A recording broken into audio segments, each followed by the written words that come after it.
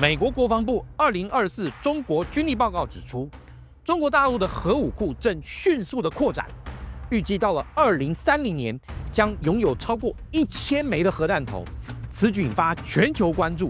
随着俄乌战争的核威胁策略取得显著成效，中国大陆是否借鉴此经验，对台海安全构成新挑战？各位观众朋友，大家好，欢迎收看施孝伟的军武大观，我是施孝伟。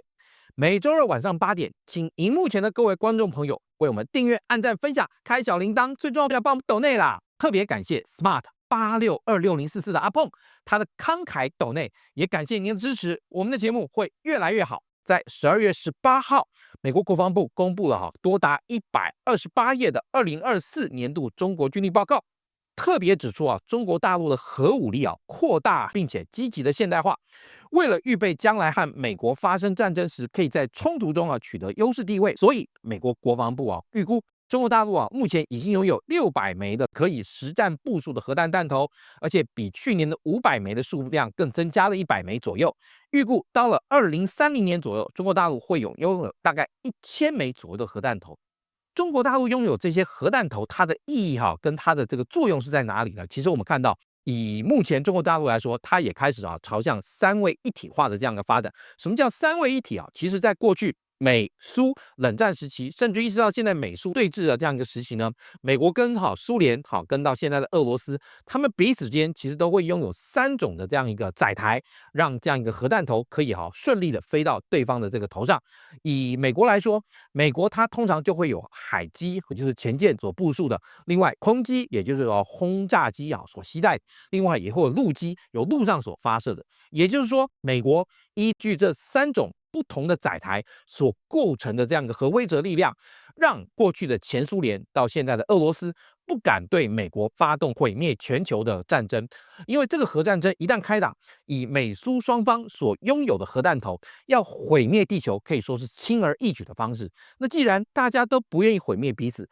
所以也就因为这样，大家获得了一个极为奇妙的叫做恐怖平衡，或者说是由相互保证毁灭所带来的这样一个恐怖的这个平衡。那这个时候呢，以美国来讲，有 B-52轰炸机、B-1轰炸机，还有 B-2轰炸机，这3种轰炸机都能够携带核弹头。那另外，现在美军它所有地对地发射的飞弹，全部依靠所谓的义勇兵3型的这个飞弹为主。那海上呢，就有美国的俄亥俄级的这个核弹道飞弹前舰，它每一艘最多可以携带到24枚的3叉戟洲际弹道飞弹，而且每一枚飞弹大概可以由大的弹头到1枚，到小的弹头11枚核弹头的这样的配置。所以今天如果说核潜艇在地球上航行的话，也就代表今天美国跟俄罗斯随时都具备有毁灭地球的核武力，在我们说话的时刻都在地球上进行巡弋着。以美国来说，美国是以2洋部署，同时在太平洋跟大西洋各部署一艘核动力的这个弹道飞弹前舰俄亥俄级的。也就是说，最多美国在同一个时间有48枚的核弹道飞弹呢，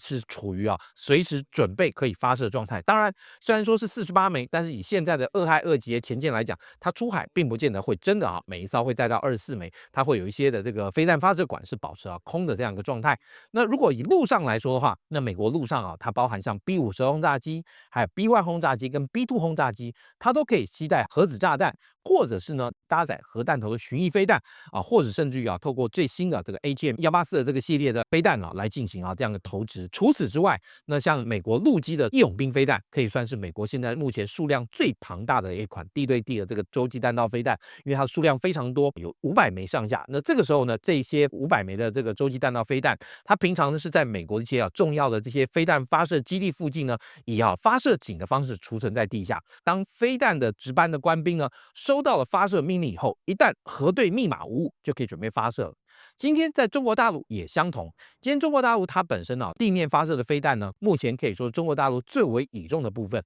为什么呢？因为中国大陆虽然现在也有弹道飞弹前舰，它上面可以装载巨浪2，或甚至有说有在研发096096未来可以装巨浪3，而有一部分的094呢也就是094的这个提升型它也可以装巨浪3型的这样弹道飞弹。那这些弹道飞弹的这个前舰，它目前来讲也是中国大陆核报复的这个力量中非常重要一部分。为什么？因为前舰在海中潜航，相对来说比较不容易掌握其踪迹。那另外，中国大陆的陆基飞弹呢，它其实主要包含东风31跟东风41为主，而且东风31呢也经过性能提升了，至少是东风31甲以上。为什么？因为那个射程才超过1万公里，而且东风31甲跟东风41。它是采取16轮的这个地面飞弹发射车，然后可以进行发射，也就是当它收到这个指令以后，这些机动飞弹发射车就立刻前往指定的位置，然后发射好东风31甲或是东风41的这个洲际弹道飞弹。以目前它的射程来说，可以达到12000公里左右，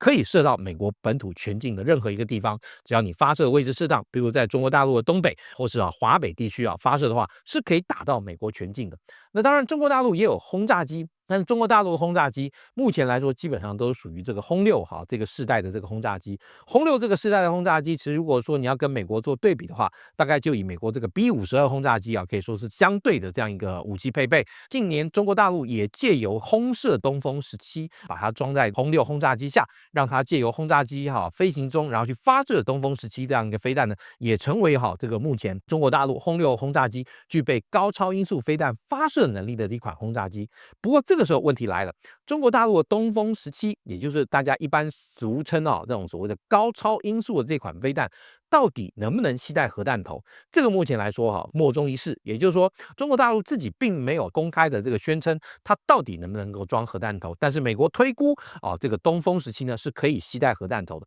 而且其实东风17要携带核弹头，我个人认为也是一个合理的选项。但是因为以东风17的这个弹头的大小来看的话，它如果携带，应该会是携带这种所谓的战术等级的核武，也就是它并不会具备非常巨大的爆破当量，而是针对战术目标或是战术目的而使用的。为什么？因为以东风17的这个弹头来看的话，它本身的弹头的确不是那么的大，再加上它本身要进行这个高超音速的这样一个滑行的这样一个飞行，所以它的这个弹头相对来说也较一般的这个传统的这种弹头圆形的弹头来说它更瘪。为什么？因为它要让它这个弹头能够形成一个叫高超音速乘波载体，然后让它在轨道飞行中能够进行这种变轨闪躲地对空的这个防空飞弹对它进行拦截。所以我相信，如果就是说这款飞弹东风17真的能够携带核弹头的话，相对来说它应该携带战术核武器的可能性也比较大。中国大陆所拥有这个东风31、东风41跟东风5，东风5型其实可以说是中国大陆相当早服役的一款这个洲际弹道飞弹，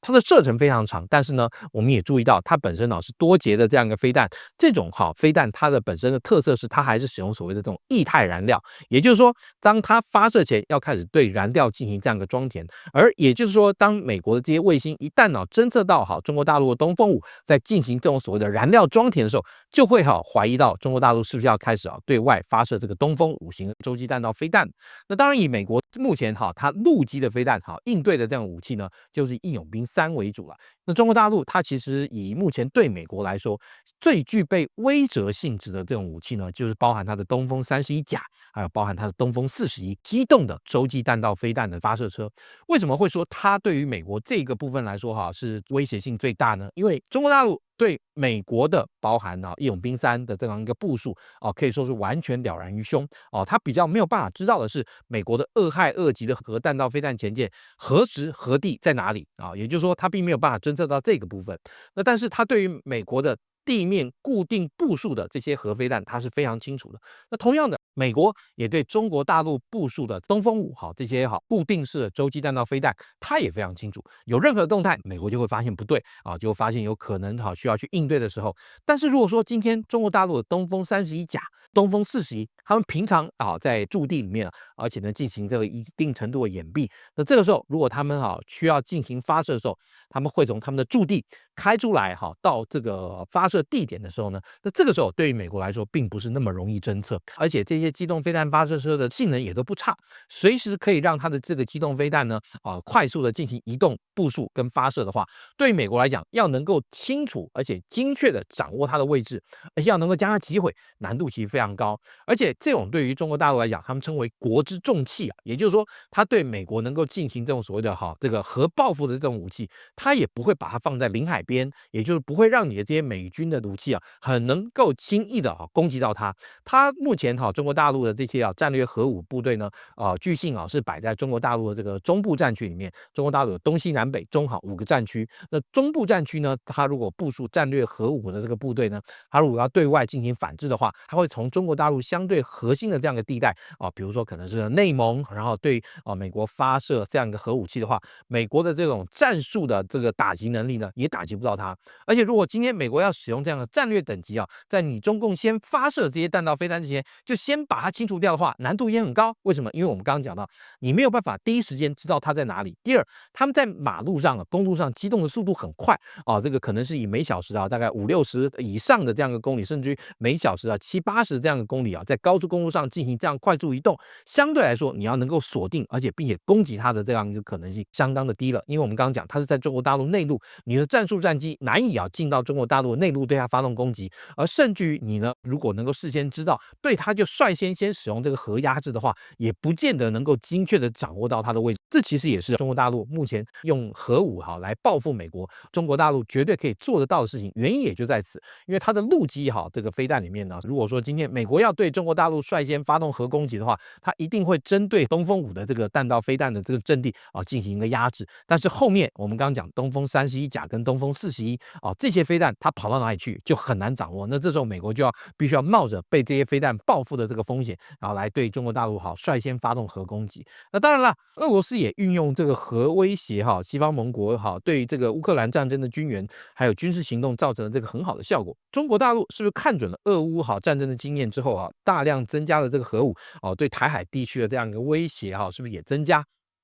那我必须说，他今天要台湾这块土地，也就是说，他本身是要完成心目中的这个国家统一战争，也就是说，他并不会真正选择利用核弹来攻击台湾，但他会利用核弹威慑就是世界各国不要对台湾进行一定程度的援助。那对于中国大陆来讲他的这个核威慑呢，我们刚刚讲了，他是具备这样一个核报复能力，也就是说，你拿核弹打我，我才打你，他不会率先使用核武，因为我们刚刚讲到，对于美国这样的这个核武对手来说的话，中国大陆核武力量是具备了报复能力，但是并不具备毁灭能力虽然说你会说报复跟毁灭差在哪里嘛，但是相对来说，美国所拥有的核弹的这个数量，对于中国大陆的这个报复，可能是把整个中国大陆半壁江山都炸成焦土。这对于中国大陆来讲，是一件不可能承受的这样一个代价。所以在这个情况下，中国大陆它之所以对外一贯的宣称说它不会率先使用核武，很大原因也就在此，因为实力毕竟跟美方还是有一定的差距。我只有报复能力，但我不具备有这个保证毁灭能力的这个情况下，